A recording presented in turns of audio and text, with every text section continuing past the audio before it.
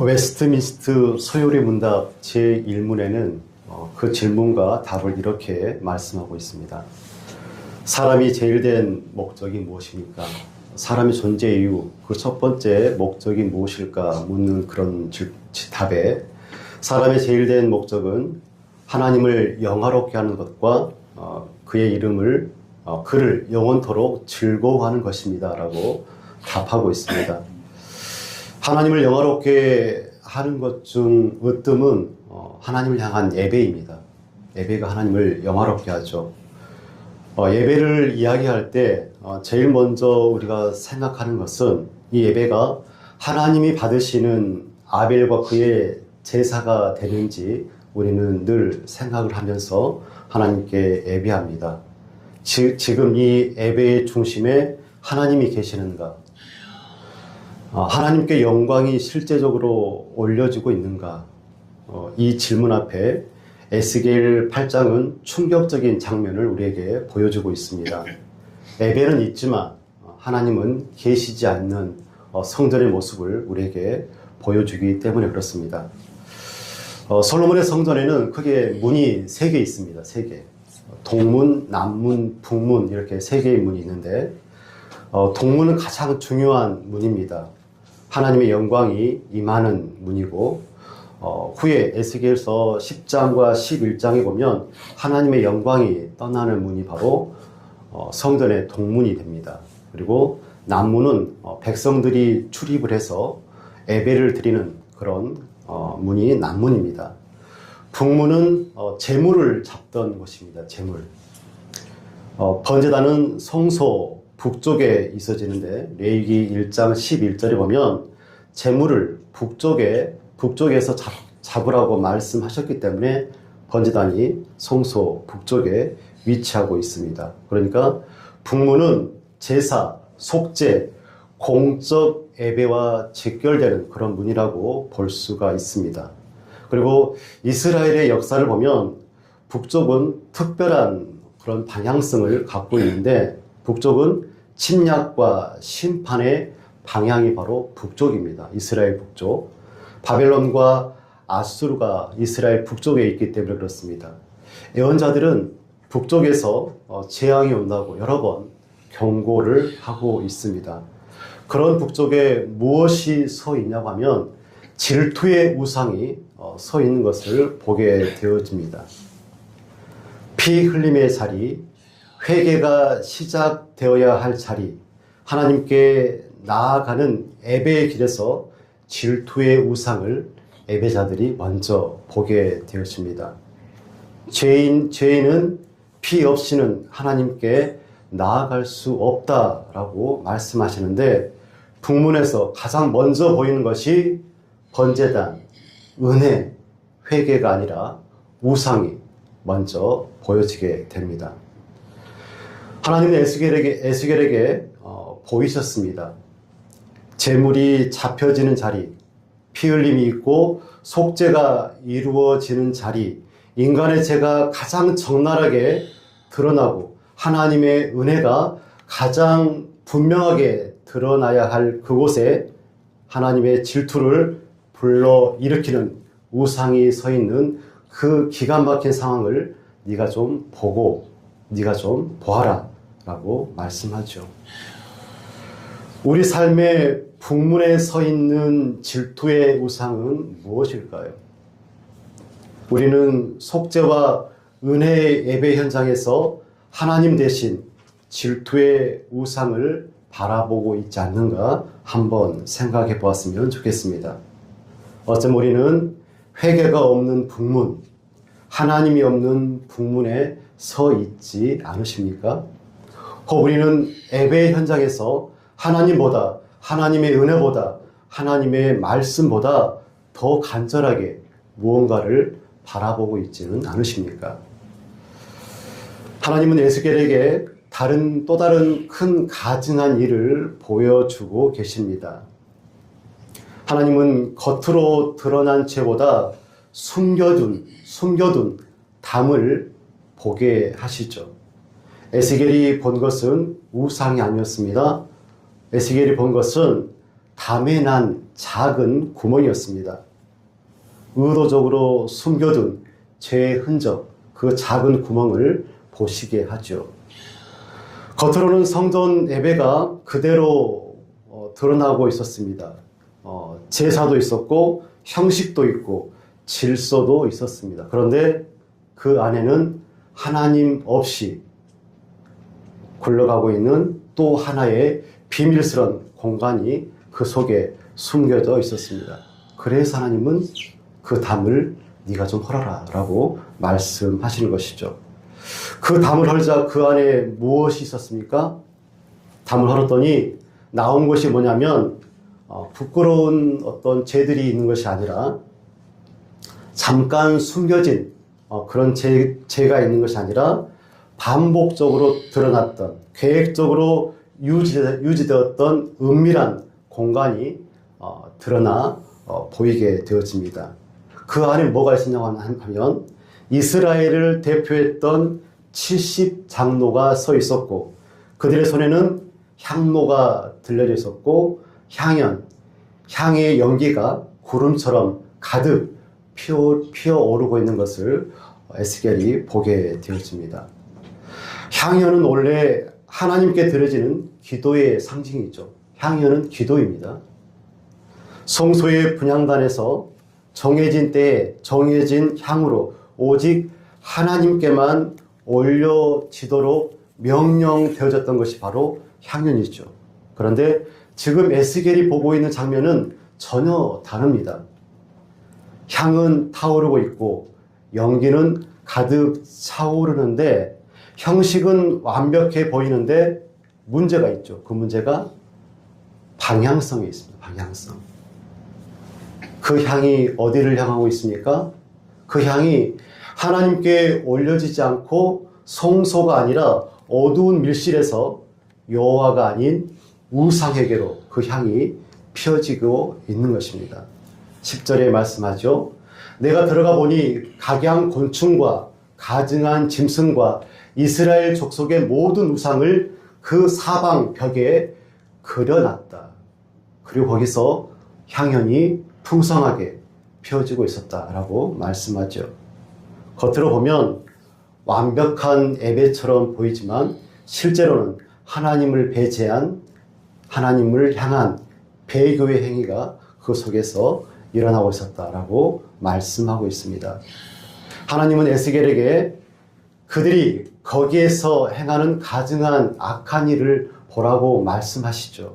왜 하나님은 이것을 가증하고 악한 일로 규정하고 계실까? 우상 숭배 또는 하나님과 우상을 겸하여 섬기는 혼합 정교가 무서운 이유는 예배는 유지되고 기도는 드리고 찬양은 올려지지만 실제적인 신뢰와 기대, 영광은 다른 대상에게 두기 때문에 우상 숭배가 무섭습니다. 이것은 무신앙보다 더 위험한 거죠. 나는 신앙을 지키고 있습니다. 나는 하나님을 예배하고 있는 예배자입니다 라고 생각을 하지만 정작 하나님은 그 자리에 계시지 않기 때문에 그렇습니다. 기도는 하고 있지만 이미 마음속의 결론은 아니라는 것이죠. 그래서 형식을 빌어서 하나님께 아뢰기만 하는 그런 기도를 드릴 때가 있죠. 하나님께 묻는다고 하지만은 우리가 하나님께 기도를 하면서 하나님께 묻기는 하지만 실제로는 다른 기준, 돈과 안정과 사람을 신뢰하고 따를 때 이 모든 행위가 하나님께서 질투하시는 악이 되고 만다는 것이죠. 이 은밀한 담은 어떻게 해서 생겨지게 되는 걸까요? 여호와께서 보지 아니하신다라는 생각이 이런 담을 세우는 것입니다. 여러분 그들의 말을 한번 들어보십시오. 12절 후반절입니다. 그들이 이르기를 여호와께서 우리를 보지 아니하시며 여호와께서 이 땅을 버리셨다 하느니라. 이 말씀은 하나님이 없다는 말씀이 아닙니다. 하나님을 더 이상 신뢰하지 않는다는 말입니다. 하나님은 계시지만 우리의 삶에는 관심이 없고 하나님은 이 땅을 이미 포기하셨다라고 생각하는 그 순간에 담이 쌓이기 시작하고 하나님은 예배의 중심에서 밀려나게 되어집니다. 하나님이 예배의 중심에서 밀려나면 어떻게 됩니까?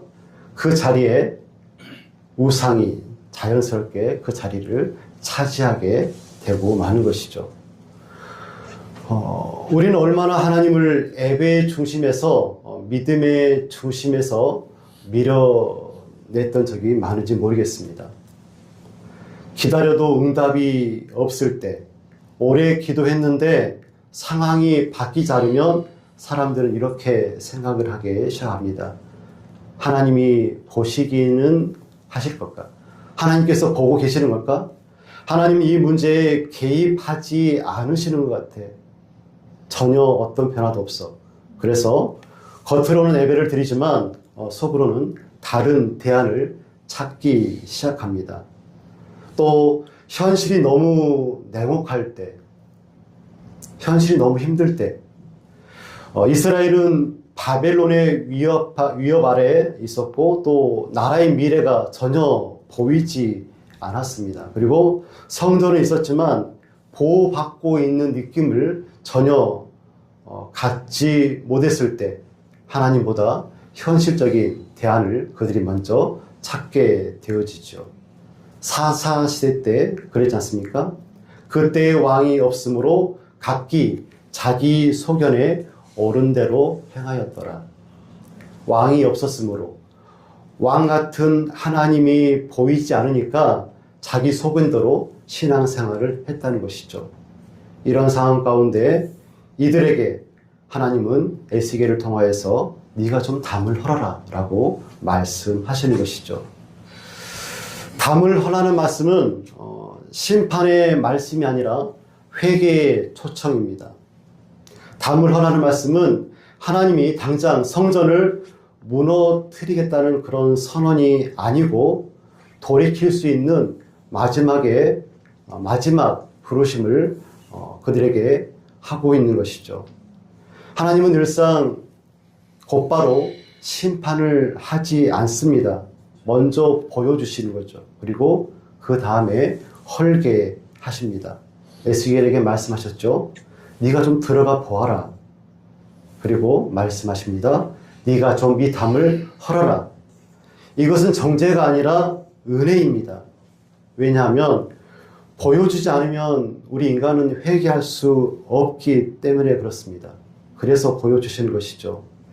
숨긴 방을 그대로 두면 성전은 유지되고 예배도 계속 유지될 수 있겠죠. 하지만 하나님이 계시지 않는다면, 하나님이 그 성전에 계시지 않는다고 한다면 성전은 껍데기일 뿐이지 않겠습니까?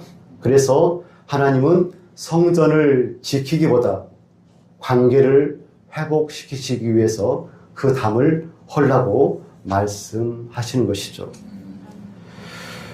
예수님께서도 같은 일을 했지 않습니까? 예수님께서 예루살렘 성전에 들어가셨을 때 모든 것들이 너무나 잘 돌아가고 있었죠. 제사는 드려지고 있었고 장사는 합법적으로 이루어지고 있었고 종교 시스템은 너무나 효율적으로 잘 돌아가고 있었습니다. 겉으로 보면 아무런 문제가 없는 그런 예루살렘 성전이었죠. 그런데 예수님께서 그 성전을 보고 뒤엎는 것을 우리가 잘 알고 있습니다. 내 집은 기도하는 집이라 일컬음을 받아야 하는데 너희가 강도의 소굴로 만들었다. 예수님은 성전을 부정하지는 않으셨죠. 예배를 멈추게도 하시지 않았습니다. 하지만 예배가 아닌 것들이 성전 중앙에서 서 있는 것들을 정말 싫어하셨고 또 하나님이 밀려난 예배를 용서하지 않으신 겁니다. 오늘 본문의 장로들이 70명 나오죠. 이들이 누굽니까? 이스라엘을 대표하는 영적 지도자들 70명입니다. 그리고 야하사나는 사반의 아들이죠. 여러분, 사반이 누굽니까? 요시야 시대 때의 율법책을 발견했던 인물이죠. 그래서 요시야의 종교 개혁의 으뜸 공신이 바로 사반입니다. 말씀과 개혁이 있던 그 가문에 속해 있던 사반의 아들 야하사냐. 아무리 영적 지도자라고 해도 하나님을 향한 신뢰를 잃어버리면, 다시 말해서 여호와께서 우리를 보지 아니하시며 여호와께서 이 땅을 버리셨다라고 하는 하나님을 향한 신뢰가 없어지면 하나님이 없는 예배를 드릴 수밖에 없음을 우리가 꼭 기억했으면 좋겠습니다.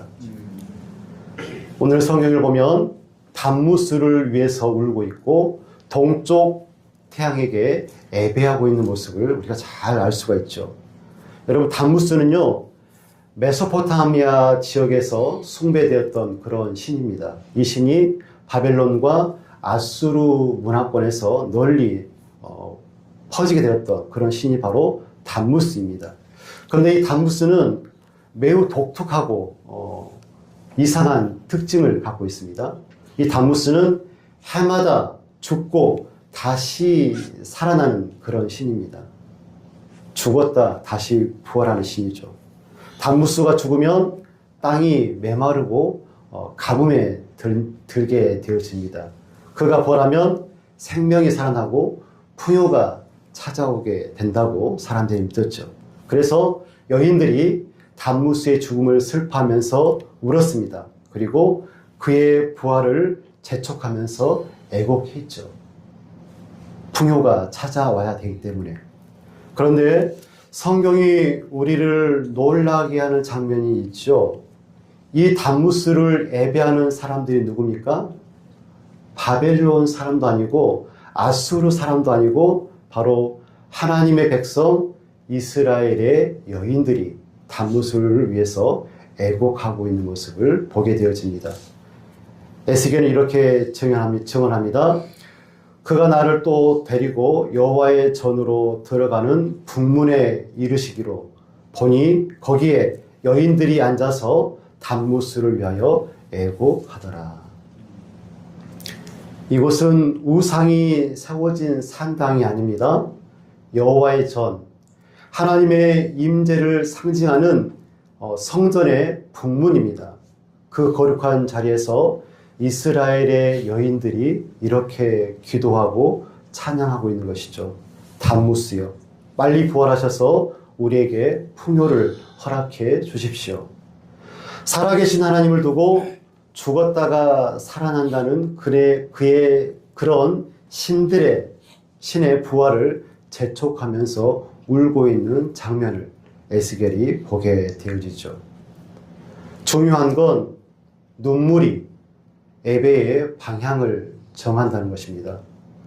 우리가 무엇을 위해서 울고 있는지, 우리가 실제로 누구를 신으로 삼고 있는지, 섬기고 있는지 눈물의 색깔을 보면 잘 알 수가 있습니다. 나의 유익과 이익, 나의 영광을 위한 것인지 하나님의 영광을 위한 것인지 눈물의 색깔을 보면 안다는 것이죠. 하나님은 계속해서 에스겔을 성전 깊숙이 인도하셔서 계속해서 보게 하십니다. 성전 안에서 계속해서 충격적인 가증한 일이 벌어지고 있습니다. 선지자 에스겔은 하나님의 인도하심을 따라서 성전 안뜰로 들어가게 되어집니다. 그곳은 이스라엘의 신앙이 가장 순수하게 지켜져야 될 자리죠. 그런데 에스겔이 거기에서 본 것은 회개도, 중보기도도, 말씀도 아니었습니다. 성전문, 그러니까 현관과 제단 사이에서 약 25명이 서서 예배를 하고 있는 모습을 에스겔이 보게 되어집니다. 문제는 그들의 예배의 대상이죠. 25명이 예배를 드리고 있는데 그 예배의 대상이 누구입니까? 그들은 예루살렘 성전을 등지고 낯을 동쪽으로 향하여 동쪽 태양에게 예배를 하고 있습니다. 16절 말씀이죠. 이 장면이 무서운 이유, 그들이 성전 안에서 예배 형식을 갖추고 제사장들이 예배하고 있다는 것입니다. 예배의 방향이 완전히 잘못되어지는 것을 우리가 알 수가 있죠. 25명이 서 있던 자리가 어디일까요? 그리고 이 25명은 누구일까요? 이 25명은 그냥 평범한 사람들이 아니라 대제사장 한 명과 반사대로 성전을 섬겼던, 성전에서 봉사했던 24명의 제사장이었습니다. 그들이 서 있던 현관과 제단 사이는 제사장들이 서 있어야 될 자리죠. 선지자 요엘은 이렇게 이 자리에 대해서 설명합니다. 요엘서 2장 17절 말씀입니다. 여호와께 수종들은 제사장들은 낭실과 제단 사이에서 울며 이르기를 이라고 말씀합니다. 그러니까 이 자리는 원래 회개의 자리입니다. 그리고 백성을 대신해서 하나님 앞에서 울며 서서 중보 기도를 해야 될 그런 자리이죠. 그런데 에스겔 시대의 제사장들은 그 자리에서 하나님을 향해 울지 않았습니다. 하나님을 등지고 태양을 바라보면서 그 신을 예배했죠. 가장 거룩해야 될 자리가 가장 노골적인 배교의 자리가 되어버리고 만 것입니다. 에스겔서를 보면 매우 중요한 장면이 나오는데, 에스겔서 10장 18절 이하의 말씀을 보면 하나님의 영광이 성전을 떠나고 있는 모습을 보게 되어집니다. 여호와의 영광이 성전 동쪽 어귀에 머물렀다라고 말씀합니다. 하나님의 영광은 동쪽으로 떠나셨습니다. 사람들이 태양을 바라보았던 그 방향, 사람이 선택했던 그 방향대로 하나님께서는 그들을 존중해주고, 그들이 동쪽을 바라봤던 그 방향으로 하나님께서 떠나시고 있는 모습을 우리가 성경을 통해서 알 수가 있죠. 하나님은 억지로 하나님의 백성들을 붙잡지는 않으십니다. 사람의 등을 돌리면 하나님은 침묵 속에서 물러나시는 하나님을 우리가 잘 알 수가 있죠. 그러나 에스겔서를 보면 하나님의 심판으로 하나님께서 끝을 맺지 않으십니다. 무엇이 그 뒤에 있을까요? 회복의 약속이 있습니다. 43장 1절 말씀에 보면 이스라엘 하나님의 영광이 동쪽으로부터 오고 계신다라고 말씀하고 있죠. 놀랍게도 하나님은 떠나셨고, 그리고 그 방향으로 다시 오고 계십니다. 우상이 있던 자리, 배교가 일어났던 그 자리로 하나님께서 오시고 하나님의 영광이 다시 임하고 있습니다. 하나님은 완전히 새로운 길을 여시는 분이 아니라 우리가 잘못 선택했던 방향, 우리의 죄가 있는 그곳에 오셔서 모든 것들을 바로 잡는 분이 바로 하나님이십니다. 아멘. 그리고 하나님은 분명히 말씀하시죠. 에스겔서 44장 2절 말씀입니다. 이 문은 닫히고 다시 열지 못할지니 여호와가 그리로 들어왔음이니라. 여러분, 동쪽 문을 닫아야 됩니다. 우상이 드나들던 문, 보이는 힘을 의지했던 그 방향의 그 문을 닫고 다시 하나님을 향해 올바르게 서야 하겠습니다. 에레미야 2장 13절 말씀입니다. 내 백성이 두 가지 악을 행하였으니 곧 생수의 근원되는 나를 버린 것과 스스로 웅덩이를 판 것인데 그것은 물을 가두지 못할 터진 웅덩이니라. 너희가 생수의 근원이 나를 버리고 물을 가두지 못할 그런 터진 웅덩이를 붙잡았는데 너희들 그거 틀렸다. 그것을 바꿔야 된다. 생수의 근원인 나를 붙잡고 터진 웅덩이를 버려라. 나를 향해서 바로 서라 라고 말씀하시는 것이죠. 에스겔서 8장은 오늘 우리에게 이렇게 묻고 있습니다. 우리는 예배의 자리에 서 있지만 정작 하나님을 향하고 있는가? 하나님을 등진 채 삶의 태양을 바라보고 있지는 않은가? 예배는 드리지만 우리의 기대는 세상을 향하여 있지는 않고 있는가? 예배는 형식의 문제가 아니라 닫을 건 닫고 하나님을 향하여서 바라보는 것이 예배이겠죠. 에스겔서 8장에 보면 하나님은 성전으로 에스겔을 데리고 들어가시면서 많은 것들을 순차적으로 보게 하셨습니다.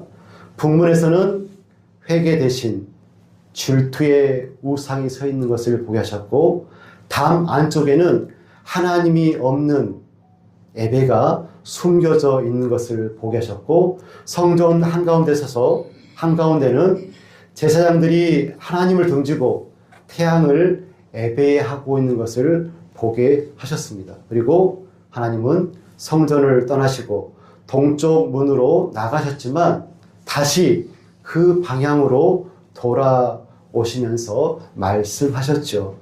이 문은 닫히고 닫아져야 되고 다시 열지 못할지니 여호와가 그리로 들어왔음이니라.